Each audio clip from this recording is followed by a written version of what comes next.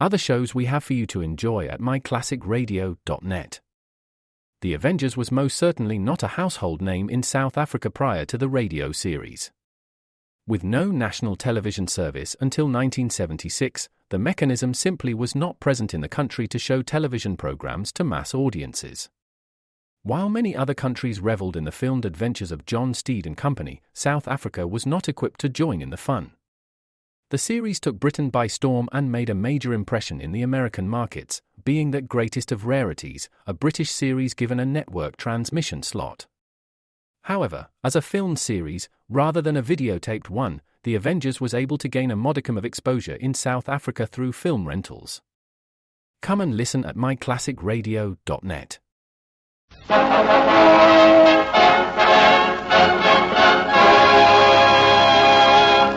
Afloat with Henry Morgan.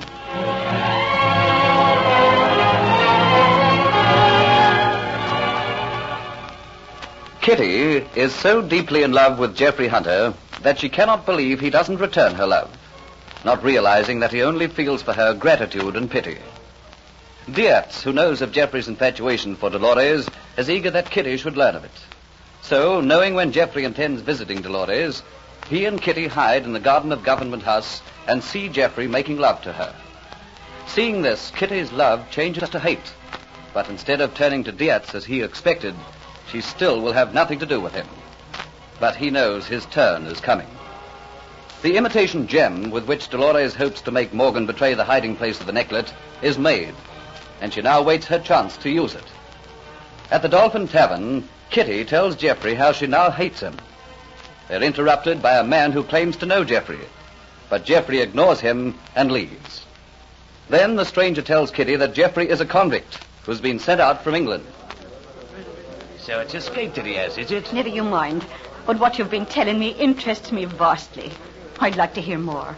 Are you sure that is the man? Well, his name's Hunter, ain't it? And he comes from England, don't he? Oh, and it's foolish that I've been. I should have realized why it was that Geoffrey Hunter didn't want to talk about himself. Tell me, how long would it be now since this man Hunter was sent out, and why was he sent? Oh, I don't know how long it was exactly, but not so very long ago. And how can I be sure that what you say is correct? How can you be sure? Listen, lady, wasn't it through me he was convicted? We were in a little scheme together. Well, not exactly a little scheme, but he got involved in a little business I was doing, which was not quite according to the law, see? I took him for a prize mug, and that he was, too. I got away, but he was left to take the blame, and he took it. Sent out for life, he was. Now the mug thinks he can ignore me. And you're willing to swear that he's the man, the very same man? You see, I don't want to make a mistake. It would only lead to further trouble for myself. I'm sure as my own name is Tobias Clegg. What's he been doing out here, anyway? What sort of work has he had? Now, you just mind your own business and let me deal with this. Oh, now, my young lady. Maybe there'd be a nice reward for an escaped convict. How did he get away with it? Staying here in Port Royal without anyone catching up with him? If you know what's wise for you, Tobias Clegg, you'll keep your mouth shut about this.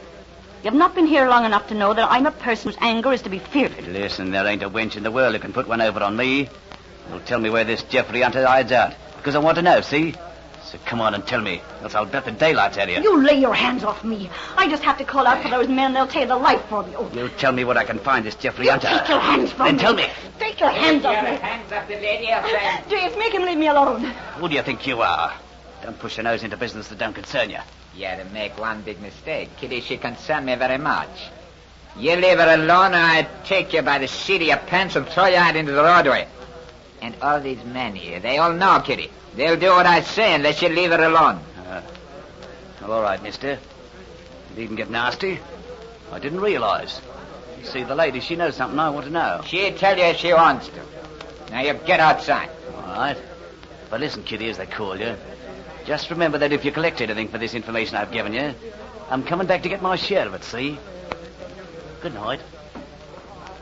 What are you doing, Kitty, that he should use force on you? You playing around again? Faith, no. Dear, come in here to the storeroom where we can talk in private. I've learned something which will interest you vastly. Come in quickly and close the door behind you. Yeah. Now then, what is it? Hunter was here a while ago, and I told him just how much I hated him. I told him what fate would give me the chance to strike back at him. I told him that. And I'd no sooner said that when a man came in who claimed he knew Hunter. Hunter said he'd never seen the man before in his life and hurriedly left. Well? After he'd gone, The man told me that Hunter is an escaped convict. He was sent out here from England to serve a life sentence. Hunter, a convict, huh?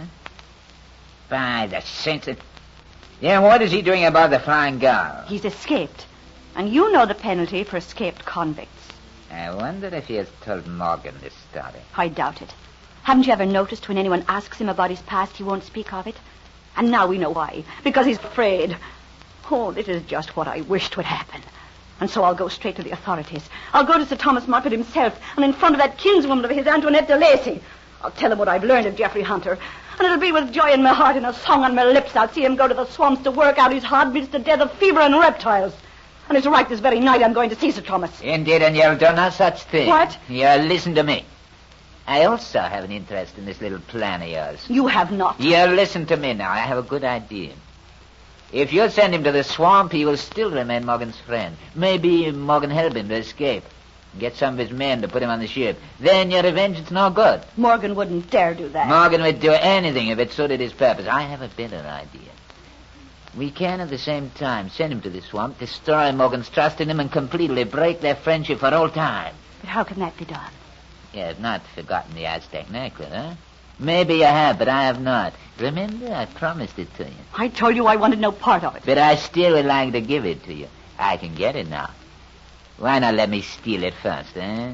And then you go to the convict authorities and you tell them about Hunter, and we'll arrange to have Hunter taken quietly and secretly away. Morgan will discover the necklace is gone. Hunter will have disappeared. Morgan will think Hunter has stolen the necklace and has gone away, and... Well, Morgan would never forgive him for that. Really? Why, it's a great idea. And I would, after all this, have the necklet for myself. And maybe you show your gratitude to Diaz, eh? No, Diaz, that I won't do. Very well, then. You see, I'm a changed man. I give you the necklet anyhow. You think it's a great idea, eh? Yes. Well, first of all, I must get the necklet. And then you can inform the authorities. Very well.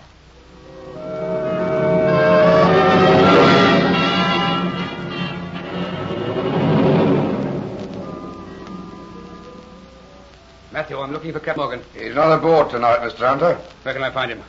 I must see him urgently. I don't know. I see. It pleases me very much, Matthew. If anyone comes aboard the ship looking for me, you have not seen me all night.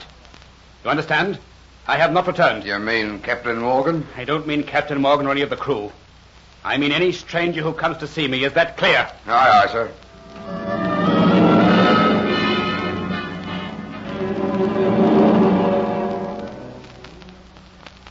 So, it is you, Diaz. Yeah. Let us go out into the garden. I've something most important to tell you. We have to work and work quickly. It is a chance of a lifetime. You mean take the necklace? Yeah. We must do it tonight before Captain Morgan returns to the ship. Why? What is the hurry? Yeah, now, come along. Let us talk here in this part of the garden. Listen. Tonight I learned that Geoffrey Hunter is an escaped convict. Indeed. So that is why he was so secret about his past. And if I take the necklace tonight and then expose Hunter, have him arrested, Morgan will think Hunter has taken the necklace and disappeared. But how to find the secret hiding place? Hunter has gone back to the ship. I'll go and give him the gem. You hide yourself in the cabin and you watch where he puts it, eh? Oh, yes, but I am so sick of him. I am sick of his love-lorn ways. But there is just one thing that's worrying me. The Spanish ship which is to put in at night to the Jamaican coast and contact me will not be here for another week. Just what to do with the necklet? Where to hide it? I've thought all that out. You see, it is part of my little scheme to safeguard myself.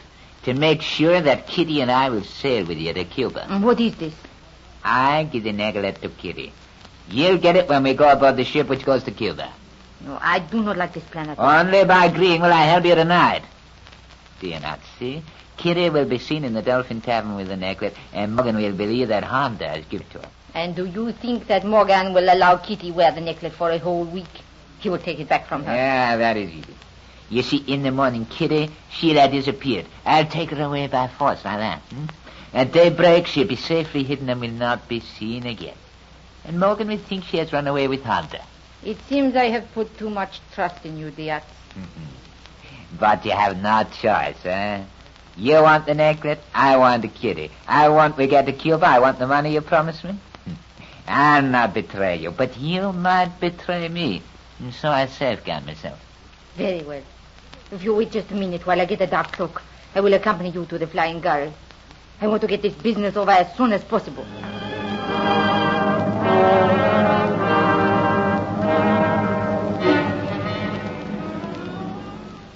I'm pleased that you paid me a visit tonight, Captain Morgan. You're tired of my ship, Sir Thomas. Oh, it's been a day of surprises for me. Eh, Colonel Atterbury? Captain Morgan, you should have seen Sir Thomas's face when I met him this evening.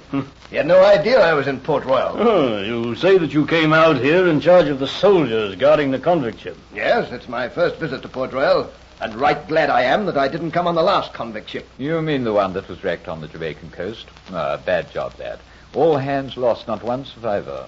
You knew Sir Thomas Motford in England, Colonel Atterbury? Yes, for years and years. Oh, yes, one of my oldest friends. You know, I was sorry, Thomas, that I couldn't get here for dinner, but there were several things I had to attend to. Oh, the surprise was just as great when you dropped in afterwards. I had no idea you were thinking of coming out here. Knowing you were here, Thomas, it gave me an interest. I say, that slave is a long time getting that pork. I think I shall go and see what's keeping him. Excuse me, will you? You can keep Colonel Atterbury entertained, that I know more. Yes, very well. You being such a close friend of Sir Thomas, must know his kinswoman, Mademoiselle de Lacy. Know her? Know her? Was it not I who brought her from France to England? Oh, she'll be interested to see you again. That she will, Captain Morgan.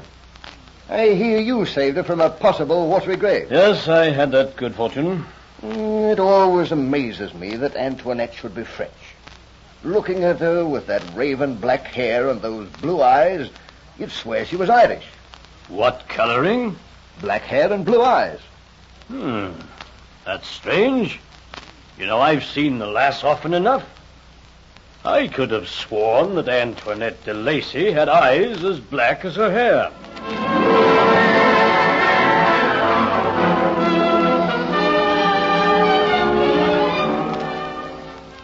Dolores is confident that this night her planning will come to fruition. But danger and disaster threaten her in the next episode of Afloat with Henry Morgan.